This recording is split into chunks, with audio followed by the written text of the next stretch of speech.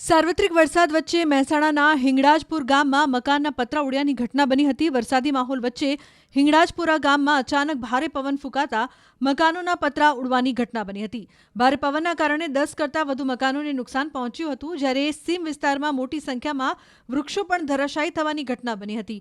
આ ઘટનામાં એક શખ્સ ઇજાગ્રસ્ત થયો હોવાના અહેવાલો પ્રાપ્ત થઈ રહ્યા છે। જોકે બનાવ અંગેની જાણ થતાં જ સ્થાનિક ધારાસભ્ય સુખાભાઈ ઠાકોર હિંગળાજપુર પહોંચ્યા હતા, જ્યાં તેમણે સ્થાનિક તંત્રને ઘટના સ્થળે બોલાવીને જરૂરી સૂચનાઓ પણ આપી હતી। મહેસાણા જિલ્લામાં આજ સવારથી જ વરસાદ વરસી રહ્યો છે, જેના કારણે મહેસાણા જિલ્લાના અનેક જે વિસ્તારો છે તે પાણી થયા છે। તો બીજી બાજુ મહેસાણાના હિંગળાજપુરા સહિત અનેક જે વિસ્તાર છે તે ત્યાં ભારે વાવાઝોડું વરસ્યું હતું, તેના કારણે અનેક જે મકાનો હોય છે તેના પતરા ઉડી ગયા છે, જેના કારણે અનેક લોકો ભારે મુશ્કેલીનો સામનો કરી રહ્યા છે। ત્યારે આપણે સાથે હિંગળાજપુરાના અનેક જે સ્થાનિકો છે તે જોડાયા છે, તેમના સાથે વાતચીત કરવાનો પ્રયત્ન કરીશું। શું કહેશો, હાલમાં કેવી પરિસ્થિતિ છે?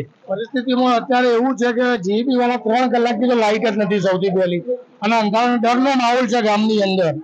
3 કલાકથી ઇન્ફોર્મ કર્યું, લાઇટ આવી નથી, પ્લસ 30 થી 32 ઘરના પતરા ઉડી ગયા છે। ધાબા તૂટીને અંદર જમવા બેઠા હતા જે 2 ફેમિલી, એમને મરવાના ચાન્સ હતો, એ બચી ગયા છે। એવી ભયંકર પરિસ્થિતિ છે ગામની અંદર। શું કહેશો તમે? ગામમાં તો ઘણું નુકસાન થયું છે। બપોરે અચાનક 12ના ટકોરે બહુ મોટું વાવાઝોડું આવી ગયું, એમાં 30 થી 35 મકાનના પતરા ઉડી ગયા છે, અને અંદર પાક તૈયાર હતો એ બી પલળી ગયો છે, અને વાવેતરમાં પણ બહુ નુકસાન છે। વધારે વરસાદના કારણે દિવેલા, કપાસ, અડદ, મગ એ બધા કઠોળ પાકને બહુ મોટું નુકસાન થયું છે। શું કહેશો તમે? વાવાઝોડા લીધે જે નુકસાન થયું છે ગામના લોકોને, ખેડૂતોને, તો મારી એક જ અપીલ છે કે સરકાર સત્વરે સર્વે કરાવી જે લોકોને નુકસાન થયું છે એમને આર્થિક મદદ કરે। હા, એ માગણી છે અમારી। મહેસાણા જિલ્લાના જે વિસ્તારોમાં જે પતરા ઉડી ગયા છે, તેમજ અન્ય જે નુકસાન થઈ ગયું, તેમજ જે વીજ પોલ હોય છે તેમને નુકસાન પડી ગયું છે, તેના કારણે તાત્કાલિક ધોરણે બહુચરાજી મહેસાણાની જે ટીમો હોય છે તે તાત્કાલિક ઘટના સ્થળે પહોંચી છે, તેમજ બહુચરાજીના ધારાસભ્ય સુખાજી ઠાકોર પણ આવ્યા છે, ગામો હોય છે તેની મુલાકાત લઈ રહ્યા છે, અને સર્વે કરવાની જે આગામી દિવસોમાં જે સર્વે કરવાની વાત હોય છે તે પણ કરી રહ્યા છે। એટલે ચોક્કસથી હાલ તો ભારે વરસાદના કારણે સ્થાનિકો ભારે મુશ્કેલીનો સામનો કરી રહ્યા છે।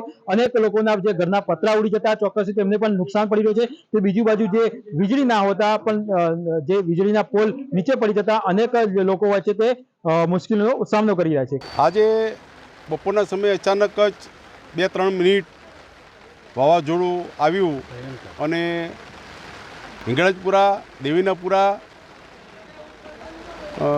પતરાઓ અને મકાનોને ઘણું નુકસાન કર્યું છે એવા સમાચાર મળ્યા। તાત્કાલિક મેં અધિકારીઓને દરેક ડિપાર્ટમેન્ટમાં ફોન કર્યો, ફોરેસ્ટ ખાતામાં, જીબી ખાતામાં, તલાટી, કલેક્ટર, પ્રાંત, અને હું પણ આ બાજુ પ્રત્યક્ષ કેટલું નુકસાન થયું નિરીક્ષણ કરવા માટે હું અહીંયા આજે હિંગળાજપુરા પહોંચ્યો છું।